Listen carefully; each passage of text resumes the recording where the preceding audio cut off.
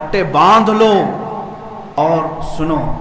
یہ کہتا ہے وہ پنڈت کہ میں بلیدان دینا چاہتا ہوں اور مجھے کوئی مسلمان آ کے مار دے، قتل کر دے، تاکہ ہندو سب سمجھ جائیں کہ مسلمان ہتھیارے ہوتے ہیں. سن وہ خبیث مردود، تیرے خون کی ہمارے نزدیک کوئی قدر و قیمت نہیں. جو لوگ یہ کہتے ہوں گے کہ اس کے سر کی اتنی قیمت اتنی قیمت، میں کہتا ہوں 5 پیسے کی بھی قیمت نہیں. اس سے بڑے نمرودوں کو اللہ نے مچھر سے ہلاک کیا ہے. دیکھنا تم جن کیڑوں کے ذریعے سے مرو گے وہ پوری دنیا کے لیے عبرت کا نشان بنو گے. میں یہاں پر اپنے نوجوانوں سے نہیں کہہ رہا ہوں، اس غلیظ خون کو اللہ ہی کافی ہے. اس غلیظ خون کے لیے، انتقام کے لیے اللہ کافی ہے. اور یہ کہتا ہے بلیدان کی بات، تمہاری ماؤں نے اتنا جگر تمہارے اندر دیا ہی نہیں کہ تم مرنے کے لیے تیار ہو. بلاؤ اپنی قوم کو اور پھر ہم بتاتے ہیں عظمت رسالت پر کون قربانی دیتا ہے. میدان میں آنے کے بعد پتہ چلے گا. اگر کوئی اپنی گردن کٹا سکتا ہے تو وہ صرف نام مصطفیٰ پر کٹایا جا سکتا ہے.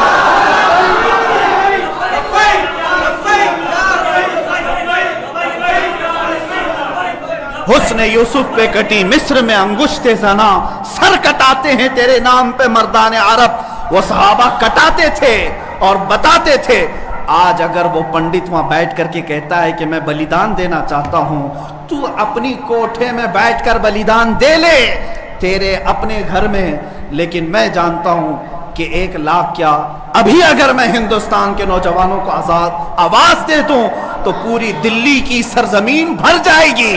انشاءاللہ العزیز سارے نوجوانوں کے سر بھی وہاں پر لہرائیں گے.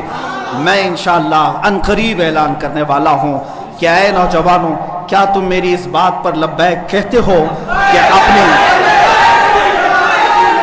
کیا تم میری اس بات پر آواز دے کر لبیک کہتے ہو کہ اگر حکومت وقت نے اس ملعون کو گرفتار نہیں کیا یا عظمت رسالت پر بھونکنے والوں کے گلے میں پٹا نہیں ڈالا تو ہندوستان کے ہر کونے سے مسلمان اپنے سر پر کفن باندھ کر دلی پہنچے؟ آپ تیار ہیں اس بات کے لیے؟ انشاءاللہ العزیز اگر سر کٹے گا، اے مسلمانوں گھبرانا نہیں. سب سے پہلے اس فقیر کا سر جائے گا انشاءاللہ. سب سے پہلے ہماری گردن کٹے گی. اور یہ مرنا تو ہے ہی آج یا کل.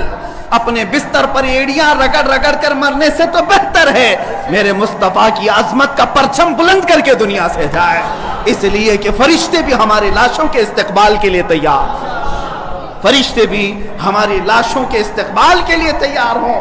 اس لیے کہ فرشتے بھی یہ کہیں گے یہ عام آدمی کی لاش نہیں آ رہی ہے، میرے نبی پاک پر اپنا خون نچھاور کرنے والا آ رہا ہے. اور انشاءاللہ العزیز انشاءاللہ وہ پنڈت اپنے بزدلوں کو جمع کرنے کی کوشش کر رہا ہے. اور ابھی میں نے دیکھا ایک ویڈیو نشر کر کے وہ کہتا ہے ہندو بھائیوں سے میں کہتا ہوں کہ تم اپنی قربانی کے لیے تیار ہو جاؤ. کیوں زہر پھیلا رہے ہو؟ کیوں زہر پھیلا رہے ہو ہندوستان میں؟ ہم نے کبھی لڑنے کا یا جہاد کا اعلان نہیں کیا. اب تک ہمارے کسی عالم نے اعلان نہیں کیا. امن کے ساتھ رہنے کی تلقین اسلام نے بھی دی ہے. حضور نے خود فرمایا ہے جنگ کی تمنا مت کرو. جنگ کی لا تتمنوا لقاء عدوکم. میرے آقا فرماتے ہیں دشمنوں سے مٹبھیڑ کرنے کا، جنگ کرنے کا ارادہ مت کرنا، تمنا مت کرنا. ہاں اگر ان کی طرف سے آ جائے تو پھر قدم بھی پیچھے مت لینا، پھر قدم پیچھے نہیں لینا. اس وقت پھر تم سمجھ لینا تمہارے ساتھ کون ہوگا. پرائم منسٹر آئے گا، ہوم منسٹر آئے گا، سی ایم آئے گا، یہ سب اسی کوٹھے کے لوگ ہیں. اے مسلمانوں فخر کے ساتھ آنا، تمہارے ساتھ کوئی اہل سیاست نہیں آئے گا. تمہارے پیٹھ پیچھے رسول اللہ کی ذات ہوگی اور تمہارے سر پر اللہ رب العزت کی عنایت ہوگی. اللہ اور اس کے رسول کے بھروسے پر ہم جائیں گے انشاءاللہ. اور یاد رکھنا یہ صرف جذبات کی باتیں نہیں، جوش کی باتیں نہیں. میں اپنا ایک پیغام ریکارڈ کرنا چاہتا ہوں. اگر اس ملعون اور اس خبیث نمرود کی اولاد تک میری یہ بات پہنچ سکتی ہے تو پہنچا دی جائے. تم نے بہت بھونک لیا اپنی مندر میں بیٹھ کر کے، تم پریس کلب آف انڈیا میں بیٹھ کر کے بہت بھونک لیے. کتے آپس میں اپنی گلی میں بہت بھونکتے ہیں. میرے اس میسج کو اس ملعون تک پہنچا دیں. اگر ذرا برابر بھی دم خم ہے تمہارے اندر تمہاری ماں نے اگر دودھ پلایا ہے تم کو تو اب میں مناظرے کا چیلنج نہیں دے رہا ہوں، ڈیبیٹ بھی نہیں کروں گا، بات چیت بھی نہیں کروں گا. آؤ میں اعلان کرتا ہوں 8 دن کے اندر تم دلی پہنچو، کسی میدان میں پہنچو، اپنی ساری مقدس کتابیں لے کر کے آؤ. انشاءاللہ العزیز یہ فقیر قرآن پاک لے کر حاضر ہوگا. ہم آئیں گے، تم اپنے سارے گرو گھنٹالوں کو لے کر جمع ہو جاؤ. میں مناظرے کا چیلنج نہیں دے رہا ہوں، توجہ چاہتا ہوں. میں ڈیبیٹ کرنے کی بات ہی نہیں کر رہا ہوں. یہ نیوز اینکر جتنے دجالی میڈیا وہ بھی سن لیں، اپنے ڈیسک پر بیٹھ کر کے ٹٹو لوگوں کو لڑاتے رہتے ہیں وہ بھی سن لیں. قرآن، اسلام، رسول کی ذات پر حملے کرانے کے لیے زرخرید لوگوں کو بٹھاتے ہیں، وہ بھی سارے نیوز اینکر، یہ پنڈت سب جمع ہو جائے میدان میں. یہ فقیر قادری حاضر ہوگا. ایک بڑی آگ جلائی جائے، آگ لگائی جائے. میں اس سے کہتا ہوں میں بھی آگ میں داخل ہوں گا، تو بھی آگ میں داخل ہو جا.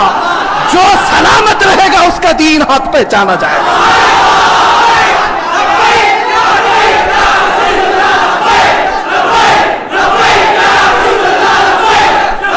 بہت ہو گیا اے مسلمانوں، بہت ہو گیا احتجاج، بہت ہو گئے پروٹیسٹ، بہت ہو گئے ان سے مطالبے کرنا کہ اس کو گرفتار کرو، اس کا سر چاہیے. آؤ آج آر پار کی بات کر لیتے ہیں. زمانہ گزر گیا، 800 سال ہو گئے. سرکار غریب نواز کو بھی یہی چیلنج کیا گیا تھا. معین الدین حسن چشتی نے ہند میں یہ بتایا تھا کہ جو نبی کا غلام ہوگا وہ آگ میں بھی کود جائے گا. انشاءاللہ العزیز میں گنہگار ضرور ہوں، میرے اخلاق برے ضرور ہیں، لیکن جب بات میرے مذہب کی آئے گی، قرآن کی آئے گی، نام مصطفیٰ کی آئے گی، میں برسر اعلان آج پھر کہتا ہوں آؤ تم سارے پنڈت مل کر کے آؤ، آگ لگائی جائے. تم سب پوری دنیا کو دکھانا میں بھی آگ میں داخل ہوں گا، تم بھی آگ میں آ جانا. دیکھتے ہیں کس کے جسم کو آگ جلاتی ہے. اگر میں سلامت رہا تو میرے دین کی بات ہوگی. اور انشاءاللہ العزیز مجھے یقین کامل ہے کہ اگر آگ پر بھی کسی کا حکم ہوتا ہے تو صرف میرے رب ذوالجلال کا ہے، میرے رب ذوالجلال کا ہے. بس اسی بات پر میں اپنی گفتگو کو ختم کرتا ہوں. اب احتجاج نہیں، اب پروٹیسٹ نہیں، سیدھے آر پار کی بات، میری یہ بات پہنچا دی جائے. اگر جواب آ جائے تو دیکھ لینا مسلمانوں، مجھے یہ یقین ہے کہ اس کا کوئی جواب نہیں آئے گا، اس کا جواب نہیں آئے گا. ہجڑوں کے پاس اس طرح کی کوئی بات کا جواب نہیں ہوتا. ان کی ماؤں نے اتنا دودھ ہی نہیں پلایا. یہ زرخرید اپنے علاقے میں بیٹھ کر کے بھونک تو سکتے ہیں، لیکن آؤ مباہلے کی میں دعوت دے رہا ہوں، مباہلے کی دعوت. قرآن نے بھی میرے مصطفیٰ کو مباہلہ کرنے کا حکم دیا تھا. جب عیسائیوں نے بہت باتیں کی تو رب تعالیٰ نے فرمایا اے رسول فَقُلْ تَعَالَوْا نَدْعُ أَبْنَاءَنَا وَأَبْنَاءَكُمْ وَنِسَاءَنَا وَنِسَاءَكُمْ وَأَنفُسَنَا وَأَنفُسَكُمْ ثُمَّ نَبْتَهِلْ فَنَجْعَلْ لَعْنَةَ اللَّهِ عَلَى الْكَاذِبِينَ. اے رسول ان کو بلا لیں، آپ اپنے بیٹے بیٹیوں کو لے کر کے آئیں، اپنی عورتوں کو لے کر کے آئیں اور خود جائیں اور ان سے بھی کہیں کہ تم بھی اپنے بیٹے بیٹیاں لے آؤ، اپنی عورتیں لے آؤ. بیٹھیں گے میدان میں، اللہ سے دعا کریں گے کہ جو جھوٹا ہے اس پر لعنت بھیج. اتنا ہی میرے آقا کو حکم آیا تھا.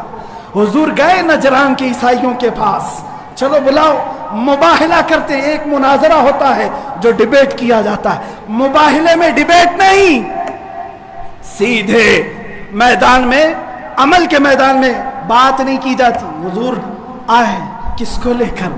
سیدہ کائنات فاطمۃ الزہرا، حسن مجتبی کو، حسین اعظم کو، مولا علی کرم اللہ وجہہ کریم کو. 5 لوگ آئے تھے. نجران کے عیسائیوں نے پہلے تو مان لیا تھا چیلنج. جب یہ نورانی چہرے دیکھے تو عیسائیوں کے ایک بوڑھے پادری نے کہا اے نادانو، کس کو تم نے مباہلے کے لیے بلا لیا؟ اگر اس رسول نے ہاتھ اٹھا دیا تو قیامت تک تمہاری نسلیں باقی نہیں رہیں گی. اور مجھے میرے مصطفیٰ کے اس مباہلے کی برکت سے یقین ہے، لیکن میرے مصطفیٰ کی نسبت میرے ساتھ موجود ہے، میرے پیر و مرشد کی نسبت میرے لیے کافی ہے. انشاءاللہ العزیز مباہلے کے لیے فقیر حاضر ہوگا. جواب آ جائے اے سنی مسلمانوں انتظار کرو، اب لڑائی آر پار کی ہو جاتی. دیکھا جائے گا کس کا دین حق ہے، کس کی کتاب حق ہے، کس کا رسول حق ہے. اسی بات پر خاتمہ ہوگا. وآخر دعوانا الحمدللہ.